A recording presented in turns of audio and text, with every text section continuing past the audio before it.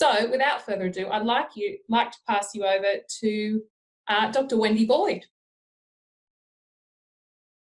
Thanks, Megan, and thanks, Lexi, for the introduction as well. So this afternoon, I'd like to talk to you about employers' perspectives of early childhood graduates. This is research that is in press at the moment. It is due for publication later this year in the Australasian Journal of Early Childhood. And it's done by a team of course coordinators in early childhood across universities within New South Wales. So I represent Southern Cross University, where I'm a senior lecturer. Marianne Fennick is at the University of Sydney. Linda Mahoney is at Charles Sturt University. Sandy Wong is at Macquarie University. Jane is at Wollongong. Ifang Lee is at Newcastle University. And Sandra Cheeseman was at Macquarie University when this research data was collected, but now works at Creighton Kindergarten in Queensland as the Chief Operations Officer.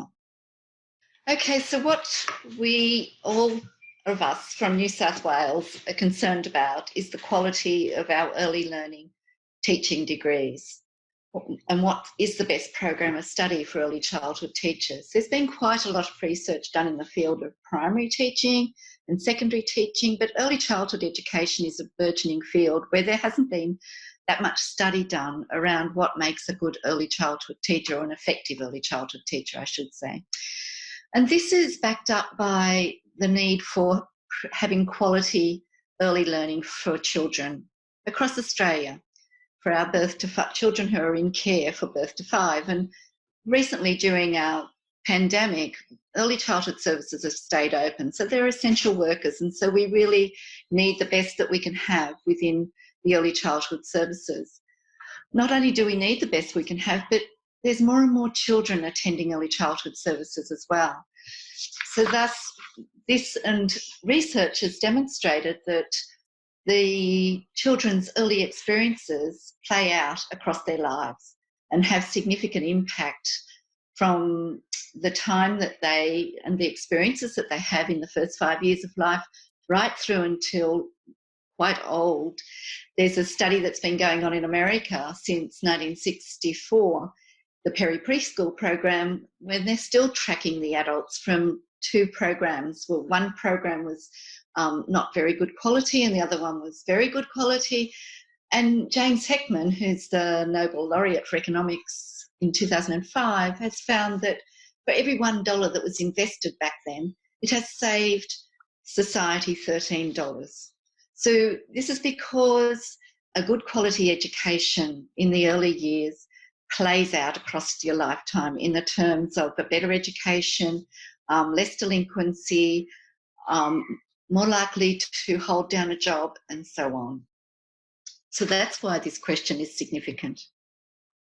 But we don't know what makes a good early childhood teacher. We don't know what is the best quality for early childhood teachers either.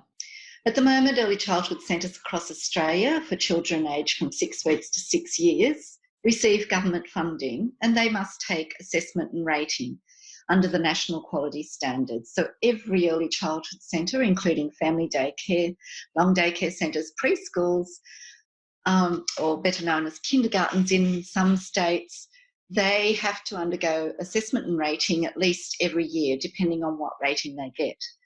But unfortunately, we still have 20%, that's 1 in 5 of our early childhood centres are not meeting the national quality standards. It's good that 80% are meeting the standards, but alarm bells ring for me that we have 1 in 5 centres that are not meeting the national quality standards, and that's the minimum standard. And so myself and my colleagues asked, well, why might this be so? And so we're interested in the quality of and the effectiveness of our teachers to see whether they've got a big impact upon the early childhood education for children. Across Australia, early childhood teaching programs differ significantly. There's programs that are for training teachers from birth to 5. So this is the teacher programs, I should say. I want to focus on that. So to be an early childhood teacher, you can go to university and study just birth to 5 in a 3 or 4 year degree. Or you can go to university and study birth to 8 degree, which is the rust coloured on this graph. Or you can go to university and study a birth to 12 degree.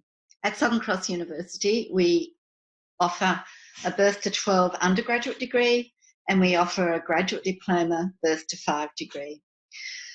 This graph was taken from data collected in 2017. It has changed a lot since then. So in New South Wales now, we don't have any birth to 8 degrees left. When I first started at Southern Cross University in 2009, that was all we had was in early childhood was birth to 8. Now students cannot study birth to 8. They can only study birth to 5 or birth to 12 in New South Wales and at Southern Cross University. No, sorry, not in Southern Cross University. I'm getting myself confused here.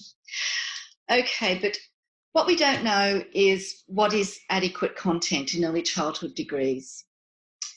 The national quality standards certainly set a high bar as far as quality areas. There's 7 quality areas. But my research that I've done with Linda Newman from the University of Newcastle shows that within the undergraduate degrees that only 7 of the 32 units were devoted to early childhood education. So when a student studies a birth to 12 program, they are qualified to be an early childhood teacher or a primary school teacher. Yet there's only 7, that is 22% of the units that they study is devoted to early childhood education. Could this be why our degrees aren't very good with regards to that? And other universities embed their early childhood education throughout the entire program, even if they're offering birth to 12. So, for example, at Macquarie University, their birth to 12 early childhood teaching degree includes content from birth to 12 in every unit, which is far more favourable than only having 7 standalone early childhood units. So the aim for this research for us was to investigate what our employers of our early childhood graduates thought about how well prepared our teachers were when they started work in the sector. Oh, can you see that? Yes, I think that fits onto the screen nicely. So what we did was we purposely selected 19 employers across New South Wales. We selected 10 centres that were less than 10 in a cohort. So across Australia, we have early childhood centres that are standalone, single place centres. We have some centres that are owned by groups of people or companies, 10 to 49 we separated them into. And then there's large centres such as Good Start Learning, such as Guardian Learning, and they have multiple centres. And some of these centres are for-profit and some of them are not-for-profit. So we divided them up into different categories. So what we ended up having was 19 centres from the small area, 50, which represented 50 teachers, 76 centres that represented 195 teachers in medium-sized centres, and 1,073 centres were represented by the people we interviewed in the 1,400 and 1,400 teachers. So these 19 centres, some of them was employers, were CEOs of the large companies, others were the directors of small standalone centres. Hope that makes sense to you. So what we did was we interviewed those 19 people and asked them a series of questions about what they thought of our graduates. And we came up with 6 key findings. And these were in the areas of the employees' ratings on how well prepared our graduates were for early childhood teaching, the areas where early childhood teachers were well prepared, areas where early childhood teachers were less well prepared, the preference in undergraduate degree focus by these employers, what they thought made the most effective early childhood teachers, the employment, induction and support of new graduates, and the connection between the university, regulatory bodies and the EC early childhood field. So finding 1, how well prepared are early childhood teacher graduates according to these 19 employers? So the ratings, we asked them to rate them out of 10. They range from 3.5 to 9. with the average of 6. Mind you, this isn't statistically valid, it's a very small sample size, but nonetheless, we thought it was very interesting to ask them what they thought of our graduates. 8 participants believed that most well-prepared early childhood teachers actually articulated through a Certificate 3 or a diploma into the degree. So what happens there is that early childhood teachers could start off studying a Certificate 3 with a vocational education provider, that is a vet provider such as a TAFE or adult education, and then they go on to a diploma where they receive advanced standing from the Certificate 3. It's a pathway through. And then when they come into Southern Cross University, for example, with a diploma, they get advanced standing for a diploma as well. So the employers, 8 of them, thought that the most well-prepared early childhood teachers were from those people who had articulated through. Probably what also happens when students do that, early childhood teachers do that, is that they're working at the same time. So they're getting experience on the ground as well as having had some study. And this sums up one of the comments. This is a comment that sums up this idea. I think there are 2 types of newly graduated teachers: the graduates who have left school and gone straight into their teaching degree. My experience and my view are that those teachers are not as well equipped or experienced as the graduates who have gone through the early childhood system, have previously done their diploma, then gone and studied their degree. Finding 2, areas in which early childhood teachers were considered to be well prepared by the employers. All of them said that there were very positive aspects of new graduates. And of course, they were enthusiastic about their role, they were focused and they had energy, they had high levels of professionalism, inquisitive, they were willing and they were committed to learn more. It's fabulous feedback on our early childhood graduates. However, finding 3 showed that they were unprepared in certain areas. They weren't well skilled in the capacity to put theory into practice. And a fair amount of what we do at university is theoretical. So the employers didn't think they were very good at actually applying the theory, all 19 of them actually. And they weren't very well prepared to work with children aged from birth to 3. And neither were they well prepared to work with children with additional needs. Some areas where, mind you, only one person out of the 19 said that, but it is an area where we need to consider what we do with our students. Finding 4, the preferences in the undergraduate degree. The majority of the employers, at 11 of them, had a strong preference for birth to 5 age degrees, not birth to 8 or birth to 12. And there were very strong concerns expressed by the employers who had employed graduates who had studied a birth to 12 degree. They felt like they were just waiting in the wings in early childhood centres, waiting for a primary school job to come up.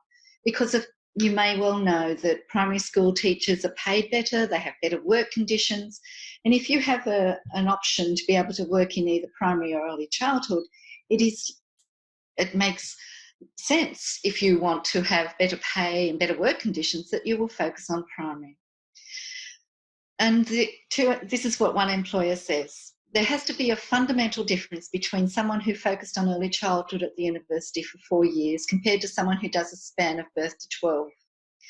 The courses I have looked at are heavily laden towards the school curriculum, that is the primary school curriculum, compared to someone who has really focused on early childhood and education. Finding 5 was about employment, induction and support of new graduates. And the employers expressed frustration that the early childhood teacher graduates needed remedial professional development. This is really concerning. They didn't feel like they were really ready to work as an early childhood teacher. And as this employer said, we don't necessarily expect them to have an understanding of the regs. I think we can do that, but we don't think our job is to be teaching foundational child development and how it applies as a teacher. But our experience is we're having to do that. Finding 6, the connection between university, regulatory bodies and the field. They want universities to build connections with services that help put theory into practice for students. So this came through really clearly from the employers that they were wanting to have input into the way that we structured our early childhood teaching degrees.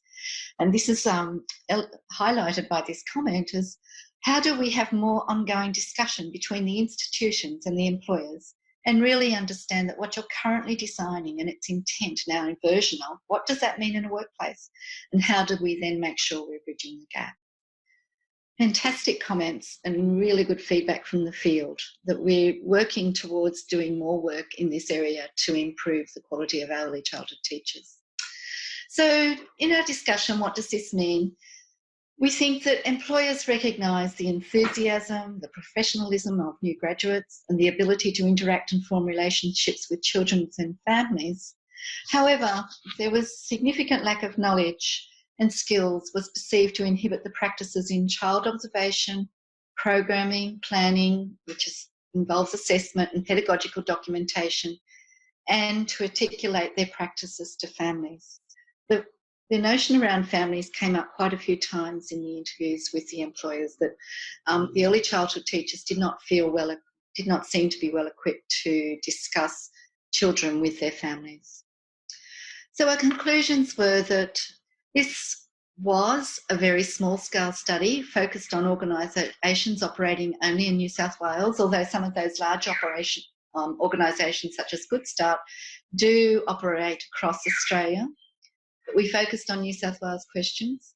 And further investigation of early childhood teacher programs is needed that influences early childhood graduate preparedness, such as teacher dispositions. How do we know how that influences the early childhood teacher when they come to study? The content of the early childhood teacher programs, the professional experience. Across Australia, professional experience is done differently at every university. There is no one way to do it. We do have guidelines as to how many days we have to have in certain workplaces, but there is no set way to do that. Is that a problem? I don't know. Pedagogical approaches and the varied context. So further research is required to track early childhood teachers, I would suggest from their university through into their workplace, to see how different programs prepare them better for their work in the early childhood sector. And that's all for me. Thank you very much.